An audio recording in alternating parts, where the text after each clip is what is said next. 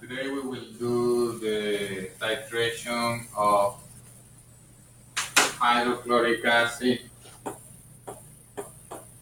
plus sodium hydroxide.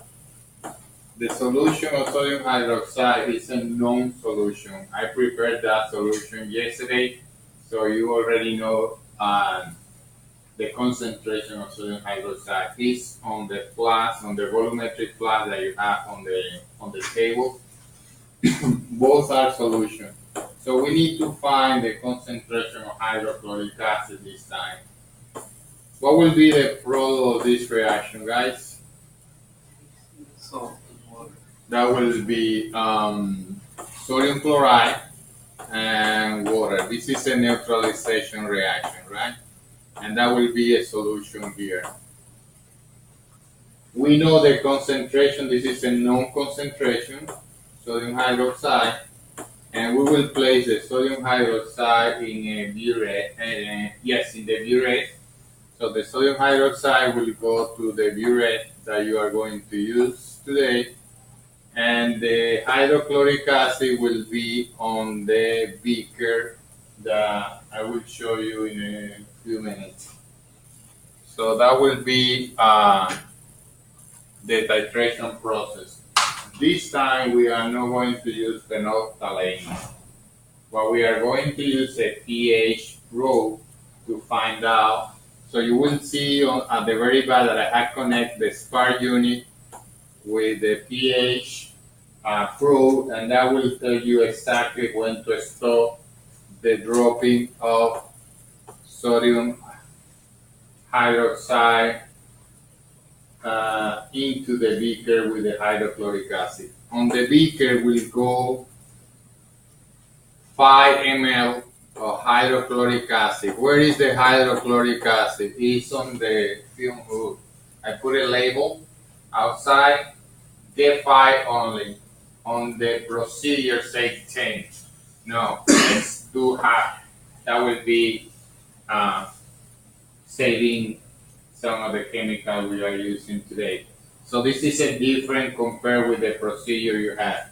And then you will add 100 ml of water, right? That will be the other thing you will be adding to that. And of course, you will have inside the magnetic stirrer. You will need a device for doing this. And you will start adding drop by drop.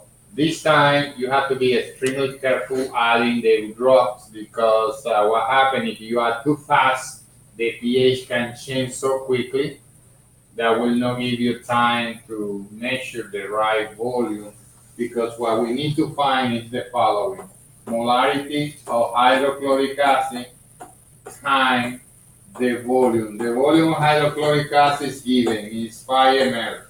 We need to find this one.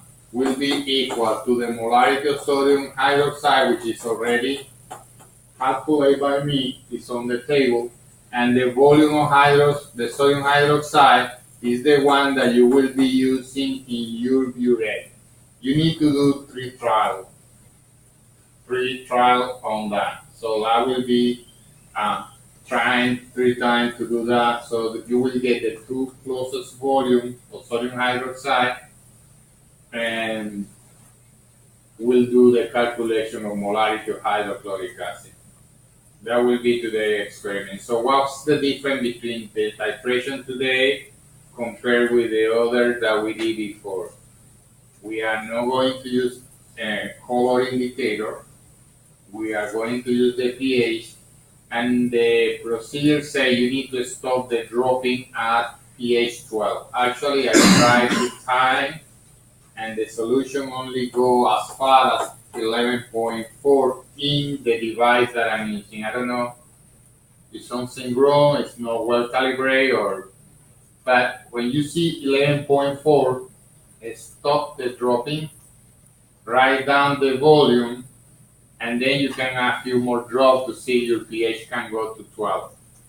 My question is for you: if we are going to stop the reaction at pH 12 or 11.4, either one that you get in your device, Why is that? Because we are talking about neutralization reaction. Why we need to stop at pH 12 when we are in the presence of neutralization reaction, which is pH 7? Because sodium chloride is a neutral solution and water is also pH 7. Why we need to stop the titration at pH 12? Yeah, do you understand what I'm saying? Why we need to stop the reaction at pH 12? Why not at 7 where we have already the whole reaction complete? Because that will be the ideal scene, right? pH 7, okay, everything is neutralized, we don't have to do anything else. Any idea why we need to stop there? I mean, like, does it have to do anything with like making sure that they both react completely? So like you keep adding in more base until like you know for sure that like, it's not becoming